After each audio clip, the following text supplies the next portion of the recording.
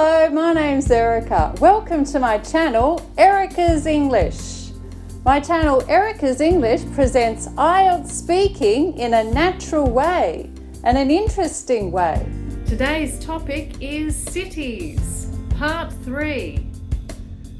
Sometimes Erica's English is a bit of a vlog, other times it's more like an English lesson, other times it's more like me giving my native speaker answers. Please like my channel and I invite you to be a subscriber. Today I'll be answering these questions and I will be teaching some useful vocabulary for this topic of cities. Okay, so you might want to put the subtitles on for this video, okay? Okay, I will begin now. Why do a lot of people enjoy going to crowded places?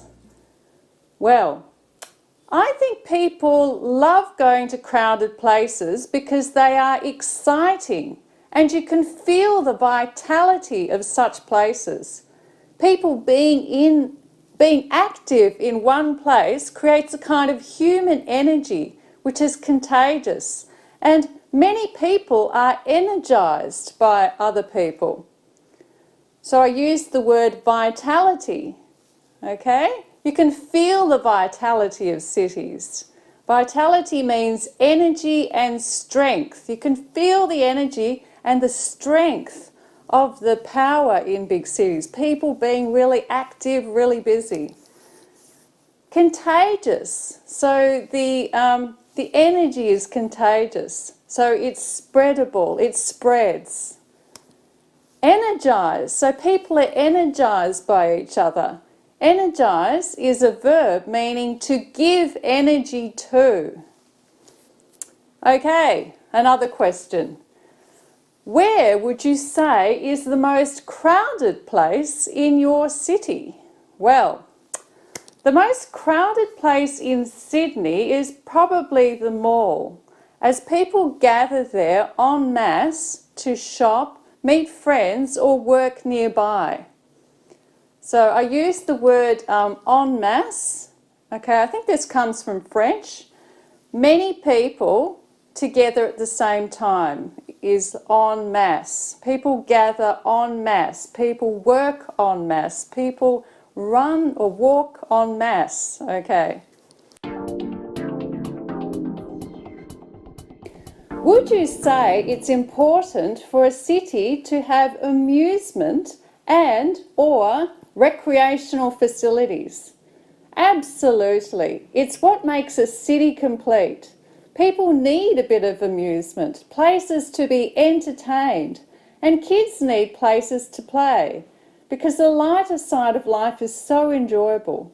People need recreational facilities like parks to walk in, meet friends, relax, exercise, and they need places like gyms and swimming pools and places to gather for the dual purpose of exercise and also catching up with like-minded people. Dual purpose, okay, so people gather for the dual purpose of exercise and also catching up with like-minded people or friends. Dual purpose means two functions or two uses. Like-minded people. People like to gather with like-minded people, so people with similar ideas and interests. Okay, another question. Why do you think people choose to live in big cities despite certain problems? Well, I think that people choose to live in big cities because cities with their high population density present the widest choice of job opportunities. Cities not only provide a wide variety of jobs, but also feature the best range of restaurants, cafes and shops and entertainment venues in one area. Okay, so I used some vocabulary. Population density. Population density means the number of people in 1 square or 1 kilometre. Okay, So cities have a high population density. So they have a very high number of people living in each square kilometre. Okay, right, another question. How do you think cities overseas are different from those in your country? Well, I have been to many different cities around the world, and I think that Australian cities are somewhat cleaner than many cities around the world.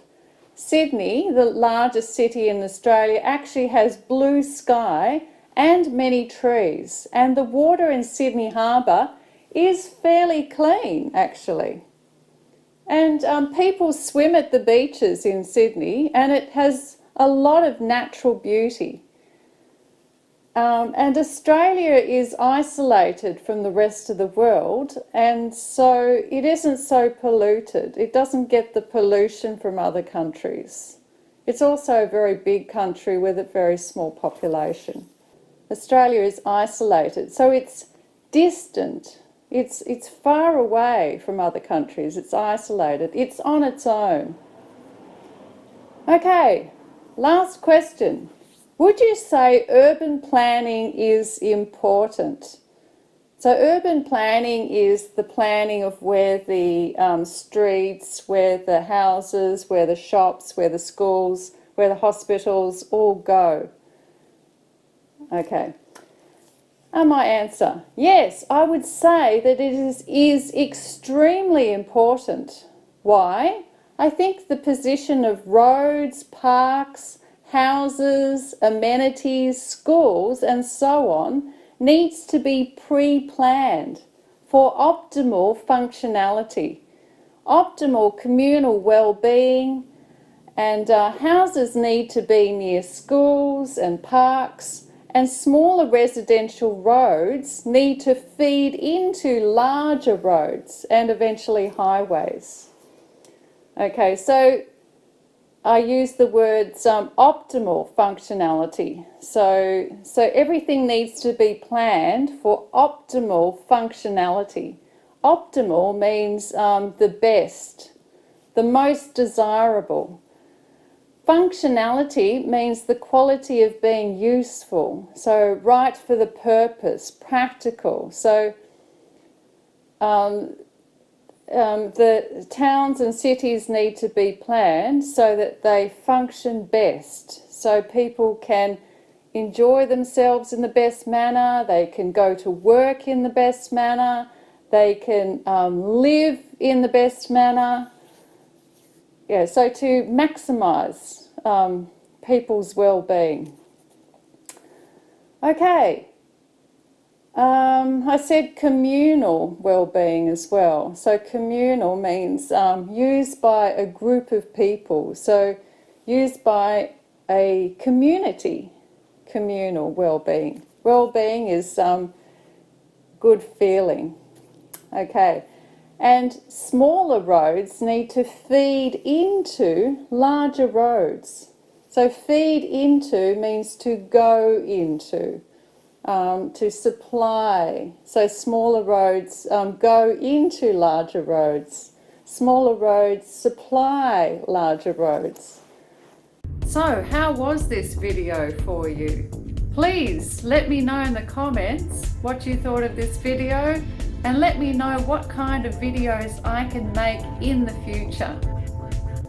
Check out my other IELTS speaking playlists. I also have a shop in the description. Anyway, that's it for now. Bye, till next time.